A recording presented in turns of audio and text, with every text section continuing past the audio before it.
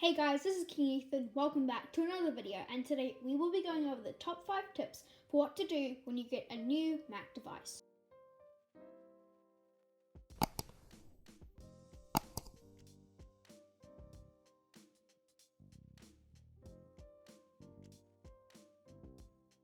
Let's start off with tip number 1.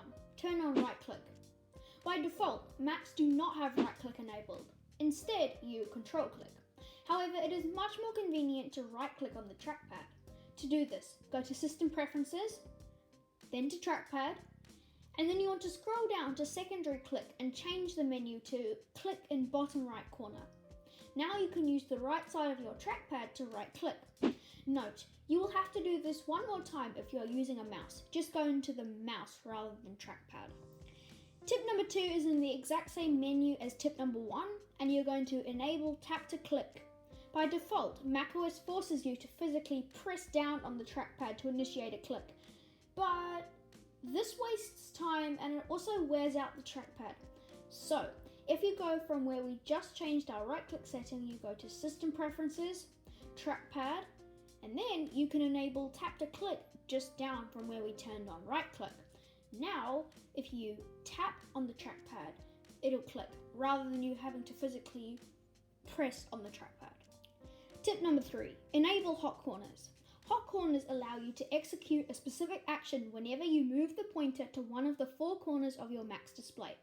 With just a moving of the cursor, you can perform actions like putting your display to sleep, showing the desktop, launching mission control, etc. To enable hot corners, go to System Preferences, then to Mission Control, and then into Hot Corners. Then you can configure one or more of the 4 corners via the drop-down boxes. I have mine set out like this. Tip number 4, the dock. The dock is that bar of icons that sits at the bottom of the Mac screen. Clicking on those icons opens many of the Mac's built-in apps like Safari, Mail, Contacts, Calendars, and Notes. You can customize the dock to your needs, and I think you should. You can add applications, folders, and files you need frequently simply by dragging them and dropping them into the dock. You can remove them by dragging them out until you see the word Remove pop up. The icons in your dock aren't the apps, documents, and folders themselves. They're just visual representations of them. So don't worry if you drag it off and remove it. Say for example you want Maps or FaceTime off your dock. You drag it off and it's gone. Play around with the icons and see which ones you want. This is my selection. And lastly, number 5, keyboard shortcuts. Here is a quick fire of common keyboard shortcuts on Mac. Ready, steady, go. Command X cuts items. Command C copies items. Command V pastes items. Command Q quits apps. Command A selects all. Command F finds items. Command M minimizes items. Command K creates hyperlinks. Command O opens items. Command P prints items. Command S save items. Command T opens new tabs.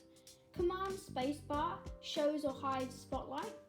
Control Command spacebar shows the character viewer from which you can choose emoji or other symbols. Control Command F, you can use an app in full screen. If you use the spacebar, you can quick look to preview the selected item. Command Tab, switch to the next most recently used app among your open apps. Shift Command 5, you can take a screenshot or make a screen recording.